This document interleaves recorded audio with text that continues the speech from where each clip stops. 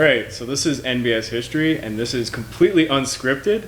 I'm here with my friend Eric. We both went to the same school, and we have undergrad degrees in history. The point of this episode is I went ahead and looked up easily misconstrued and mythical misconceptions of histories or historic figures. I found a list of some, and I thought it would be neat if we just both spoke about them. I've chosen things I think we're vaguely aware of, and I will later research and find out how many misconceptions we actually have. So this is misconceptions in history. And number one on my convenient teleprompter. Why is Nero Claudius famous? Open it up to you. He played the fiddle as Rome burned. Look what I've created! And then prosecuted the Christians. And threw them to the lions.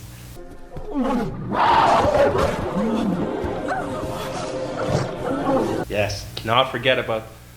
Oh wait, the Colosseum wasn't built at that time. No. So, for the viewer who might not know about Nero Claudius, he's a famous Roman emperor, infamously known for being one of the most idiotic, I guess. And he was the man who watched Rome burn, as you would say. And the fire, I just put it up here, was in 64 AD.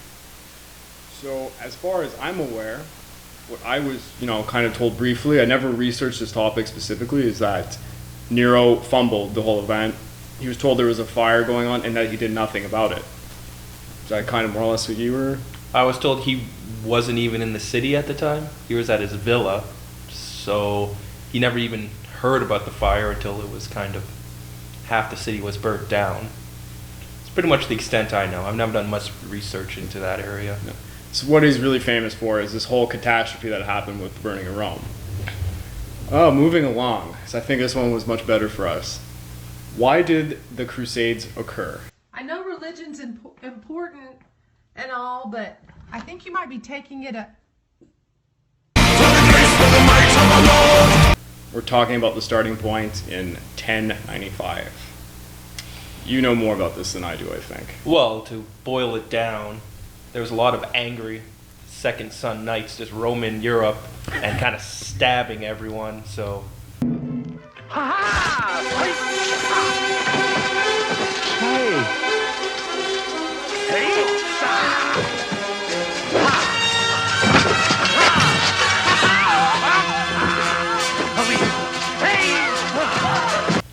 Kind of needed to get rid of them.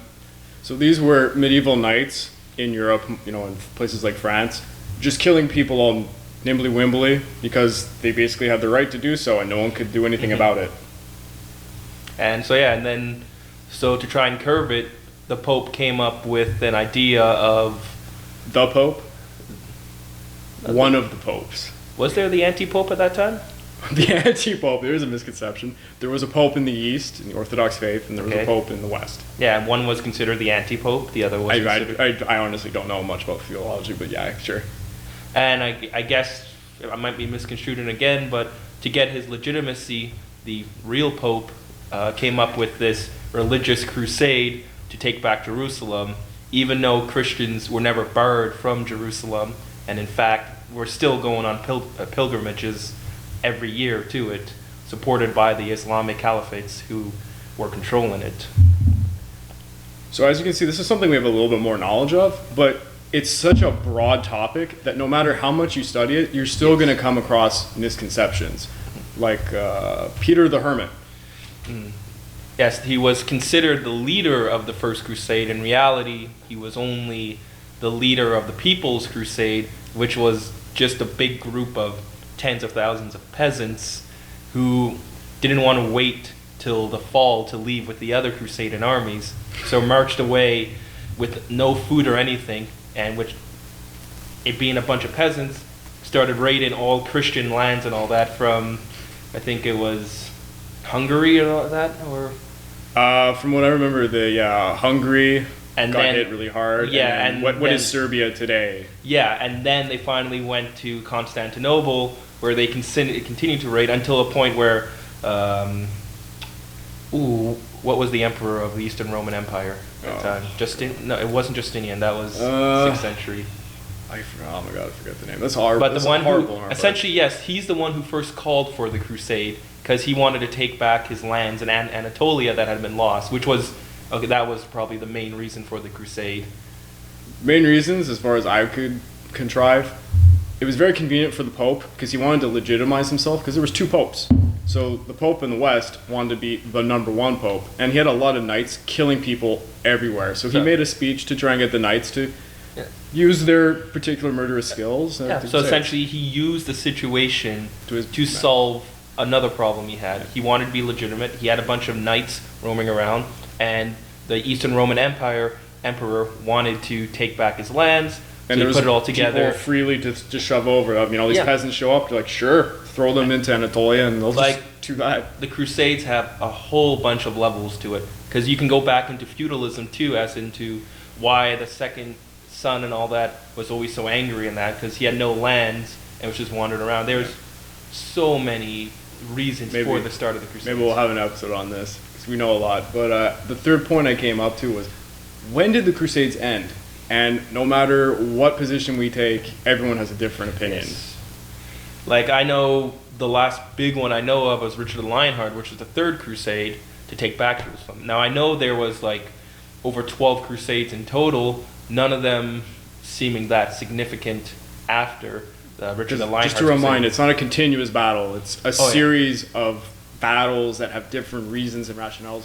It doesn't even just stop at Jerusalem. If you do the Reconquista of Spain at the time, that's also part of the Crusades, and that's widely a different aspect to it. And also, the Crusader armies were not an army per se. Like, they were not a unified army. It was literally just all the different states from Europe at one time or another marching an army to one area or reconquering one area. They even fought each other on many occasions. Majority of the time, they were killing each other. Yes. And Christians, let's not call them Christians, because no Protestants were involved. True. No, but they didn't join this. This was a Catholic thing. That's why.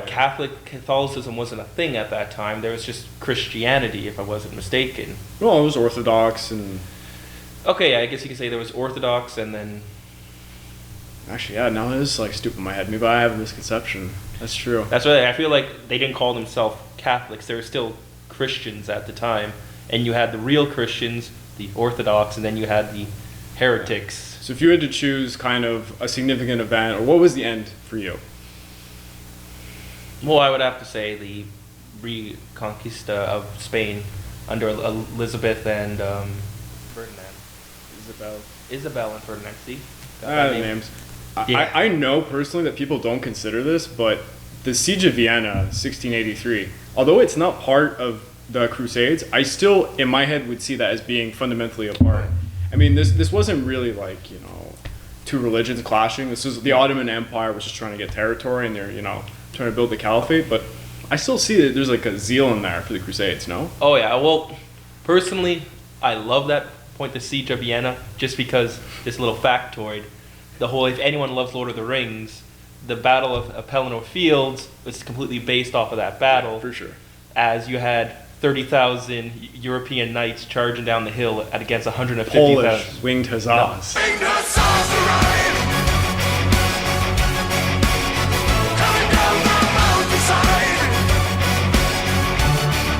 They were the leading charge, but they were still the Holy Roman Empire and French knights behind them. This little factoid. But I would say yes, because that stopped Islamic spread into Europe, and after that, actually Christianity pushed back to take back most of that area from the Ottoman Empire. So you could say, yeah, it was definitely a religious aspect to it, even though it wasn't fought for religious reasons. There's a lot of perspectives on this. A lot of people have different dates. If you look it up yourself, you'll find multiple perspectives. Moving on. This one I found interesting because it's a history question that's asked so many times. What was the largest empire in history? Talking territory, not like the American economy today. Well, most people would think the Mongol Empire because it's considered the most largest landlocked empire. A lot of people might even not think that. Some people might think it was the Empire of Rome. Maybe it was Alexander the Great's tiny, insignificant empire. And if anyone's watched my videos and wants to throw some shade at me, go watch those videos again. I'm not wrong about a lot of the aspects about Alexander. Well, I will argue the fact the spread of Hellenism was a huge thing for Alexander. While his empire didn't last, the spread of Hellenism is seen in today's times. Yeah. But anyway, that's a story for another time. We would say the Mongol Empire. Landlocked empire, yes. Landlocked. What do you mean by that? Well, as in it has direct control. All of its parts of its empire are connected to the empire. So there's not... We don't need to construe that because that's a very old mentality. So we're both looking, I think we're thinking the same thing here. The biggest empire would be the British Empire. Yes. But at the same time, they had a lot of trouble maintaining said empire because You could argue the Mongolians did too. Later on, at first... Under Kublai. Yeah, all the way from Genghis to Kublai, that empire was pretty... solid. Yes.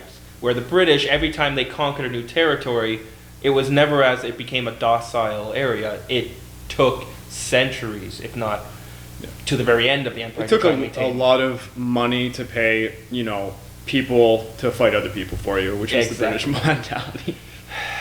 Oh, here was an interesting question because there's a lot of misconceptions on this particular character. I didn't know how to word this one because, of course, we know quite a bit about him. What, other than his conquests, what was Napoleon Bonaparte known for? Well, I would say for me personally, being a cannon commander and all, an artillery commander, going from that small rank, essentially just straight out of the academy, the lowest officer rank, to becoming an emperor, it's quite an achievement. Like, how many people can say you were essentially a low-class noble, broke, and then not only that, you survived the butchery of the French Revolution, which essentially almost all aristocrats, not all aristocrats, but a good chunk of aristocrats had their heads cut off. Yeah. And Napoleon was able to just avoid all that and then rise to become emperor. I would say that one of the most famous things that people will look upon, you say Napoleon, you think France. You think he was the epiphany of French when he wasn't exactly French. That's the funniest thing. He was from Corsica. And he spoke with an accent. I know French wasn't his first language. That and the fact that people were told, I don't know if you know the history behind him being short.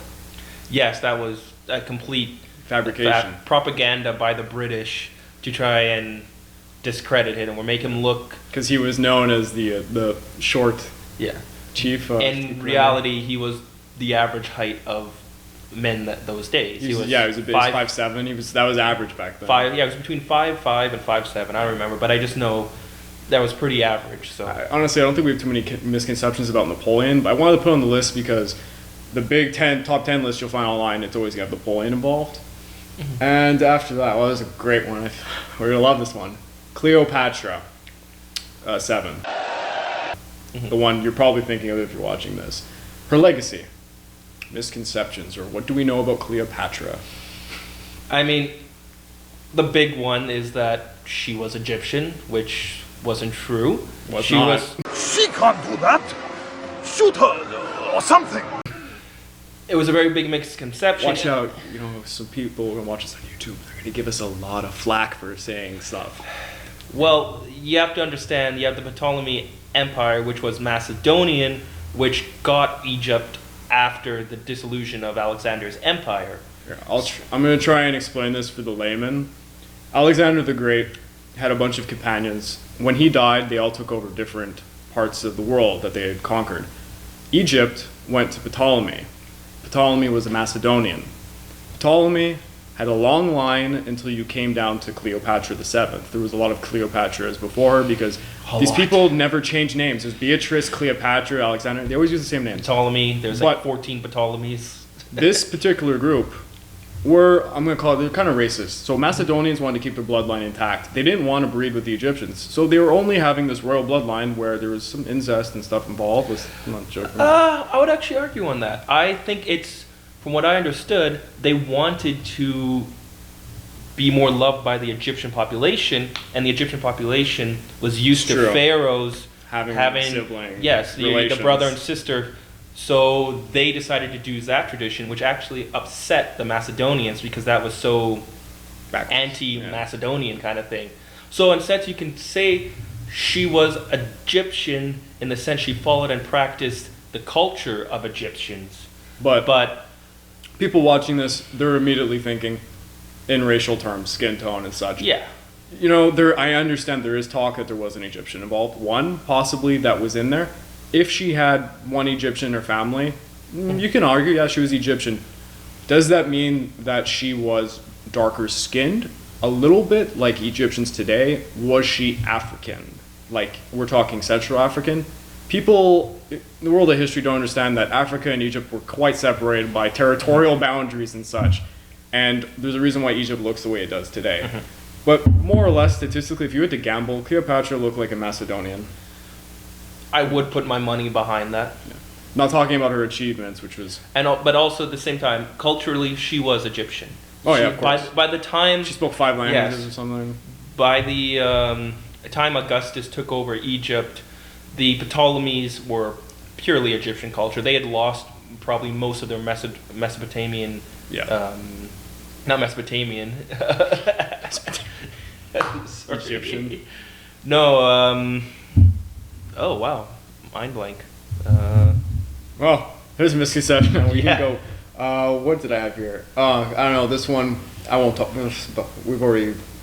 Macedonia. We know this one.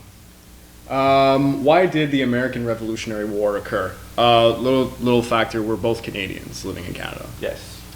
And I'd say 90% of the history you learn is about America. So, Well, I would say it was about how America affected Canadian history. Like, we learned Yeah. a lot on Canadians, but it usually always did tie into what was happening in America. so if we had to do our top list of reasons, number 1, taxation without representation. Yes, That that would be was the biggest one. Americans didn't like to be taxed for the wars.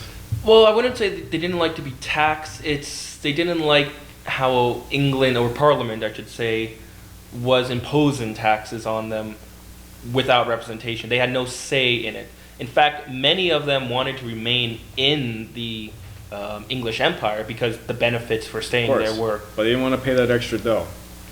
Which the English were very much they weren't being bad about this. Like, they needed to tax them. They were being undertaxed. It was ridiculous. It was not of benefit to Britain at all. It's not like they were that tyrannical about it, you Well, I think unpleasant colonists. it wasn't even the taxes. I would say it was the fact that they were cutting into the black market in the United States, because not many people knew that in the English Empire you could only trade in the English Empire. So what the states were doing at this time was actually trading with Hispania, where they were trading with France, Spain, all these things under the table, which meant that England didn't get any taxes from these They purchases. didn't like that. So, but eventually England eased up and said, okay, you can trade with these people, especially just for the United States. You can trade with these people, but you have to pay a duty on bringing the stuff in, which was also, they thought was horrible and all that. And this was... Other reasons other than taxation, I guess we're going to look at some unfair treaties that were made. Oh, yes, there was treaties made with... The big one was the Quebec Act, which essentially... It's good for us. actually, as Canadians, yeah, especially we're both from Quebec, it allowed us They're going to find out where we live. Don't say stuff like that. They're going to kill us. Especially for the American video I made about the Japanese War. Yeah. Anyways, keep going. But I was just saying they were, the Quebec Act, briefly, it ensured that the French Canadians could practice their cultural rights and practice Catholicism without any type of repercussion by the Parliament, which kind of was what the Americans were going for, but more of like taxation. Yeah. So it was kind of the straw that broke the camel's back, I would say. You know, I think people here are going to kind of ask the question, was it a vigor to be an independent people? Were the British tyrannical and American, like just dealing American? Was that relevant at all? No, I feel like when it first started off, they wanted just compromises. Yeah. Like in Boston and all that, they were not trying to succeed. And were they unified, the states? Oh, Absolutely no, not. no. There were many They had states. their own, yeah. Some states wanted to stay. I think it was Maine wanted to stay with the English Empire, but essentially was forced to join the Revolutionary War because you don't want to be on the other side of the conflict. Essentially, if you're, how would I say that? If you were fighting with your brothers and all that, you would, and say the Americans won, well then Maine would have been on the outside, which would have been a lot of repercussions for them. Overall, when I got these questions put together, it was on, I found a few top 10 lists, and this was up there. That's what came to my mind. What misconceptions could Americans have about the U.S. Revolutionary War? I just assumed it was, that it started out of vigor against tyranny and all that, when there was actual legitimate reasons really behind it. And they weren't anti-British, really. They wanted initially to just remain, subjects. Well, just to talk about the anti-British, just remember the population was heavily divided on this subject. It wasn't like all Americans rose up and said we want freedom. True. There was a lot of Americans that were loyalists, and we know this, Canadians. That's what I'm saying. As being Canadians, we know that over 80,000 loyalists were sent to Canada after the American Revolution. Yeah, so this was our pilot conversation. You can play with the sword, doesn't matter. This is our pilot conversation, trying to see if we had misconceptions. And, as you can see, no matter your understanding of history, you're always going to be told stories or lies about certain things. Myths always have a way of getting inside the story. And everyone has misconceptions. And I tried to find some things that we might not know so well. Some things we did know well. I would admit the Crusades, we knew quite a lot of it. And this is just an interesting way of figuring out what we know, what we don't know. And later on, I'm going to show you, using the historic method, and I'm going to go through what that is, how to prove or disprove some of the things that we said. And I'm sure we're going to come up with a lot of stupidity. Oh, yeah. We probably did dumb stuff. Like. We probably said a lot of things that were not true. Because when you start rambling, then you just start coming up with, misconceptions just to make the conversation flow. Yeah. So it's probably going to be a lot wrong with what we said. Yeah. See you soon. Alright, so like I said before, after the conversation I had with my friend Eric, I was going to look into all the misconceptions and just anything we said wrong. So I thought it'd be a good time to also just show exactly how historians today, or students of history, do such a thing. So for instance, if you're at a university, CEGEP if you're in Quebec or anywhere else, you would usually go on an online database that's through your university library or other means. To give an example, this is using JSTOR. It's a very famous online search publication service, and I just chose an article at random. It's a little hint about the future. I'm looking into the Battle of Salamis, since a lot of people were asking for me to cover that part of ancient Greece. And JSTOR isn't the only thing you can use. There's other historical databases. I just chose JSTOR because I find it's the most user-friendly. It's quite easy, and it's quite well known. If you're in other fields of study, a lot of them use JSTOR as well. Now, saying all that is great and all, but when it comes to history, we usually go to the old school way of thought.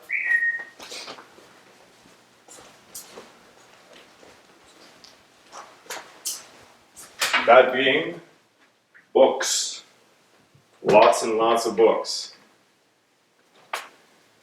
Oh, that was textbooks such as this, the standard in a lot of ancient history courses. This one's a bit older, but it's by Sarah Pomeroy who wrote this one. I used some of her work for Spartan Women, and just another one which includes quite a lot of primary resources. This one was actually used for my Alexander the Great video quite a lot because it goes in depth into the primary sources, because you have a lot of instances where you have a lot of sources like, let's say, Plutarch, Theodorus, or Herodotus, the father of lies. They talk about a scene or an event, and then you're basically playing like an investigator, and you have to try and figure out what's going on. You have a lot of people who are exaggerating or lying. So our job is, as historians, to try and piece together the crime scene, it's been called sometimes. So your best bet usually is to take textbooks that your teacher probably told you to get in school and use those. But when in doubt, find as many primary sources and secondary sources as necessary to find the evidence of what you were talking about. And as I've been told by my editor, while I'm speaking right now, there should be a thing going on, I don't know which side, showing all the misconceptions and things that I found in our conversation. So this has been NBS History.